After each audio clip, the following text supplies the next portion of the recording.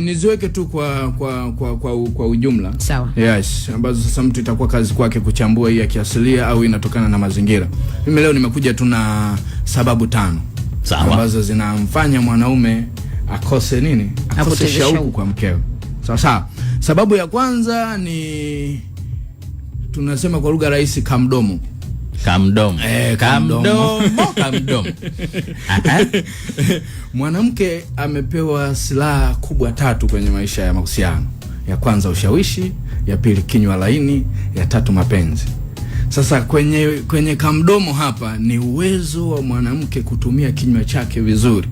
Ndio kunamfanya mwanaume awe na shauku ya kukaa karibu na mke wake, ya kuwahi kurudi nyumbani, hata ya kutamani mapenzi. Ushanifahamu?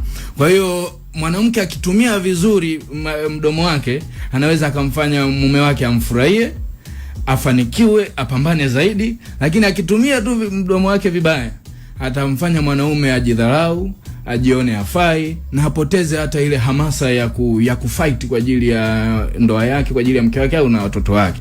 Kwa hiyo mdomo mwenye matumizi tunasema ni silaha, inaweza kuangamiza au ikaweza kutengeneza mahusiano yako. Na nilikuwa nafuatilia research, kuna chuo kimoja cha Marekani, nafikiri Maryland University, wanasema 75%, asilimia 75 ya ndoa nyingi sasa hivi zinavunjika kwa sababu ya kukosekana kwa sanaa ya mawasiliano.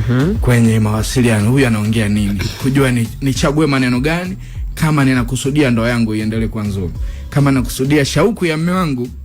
Sababu wanaume tunapenda kusifiwa, wanaume tunapenda kuwa encouraged. Ushanifahamu? Sio kusifiwa kama watoto, kusifiwa kwenye kummotivate, kumpa mtu hamasa kila anachokifanya. Kwa hiyo nikijua shabiki yangu namba 1 ni mke wangu, shauku yangu haiwezi kufa. Ndio wanasema huyu ndio mwanamke sana anajitambua kwa nini ameolewa. Kwa hiyo manake kwamba ni rahisi zaidi kugombana kama mkeo asipokuwa shabiki wa unachokifanya. Kabisa. Sio tu kugombana, yani kutokuwepo nyumbani. Kwa sababu mwanaume hana asili ya kugombana na mwanamke. Hayupo mwanaume anagombana na mwanamke. Ila ukiona mwanaume anagombana na mwanamke, ujue ndani ya mwanamke kuna tabia za kiume zimeinuka. Kwa hiyo tunapambana na mtu ambaye tunasema iko charge, ndio zinafanya nini? Huwa zina react. Kwa hiyo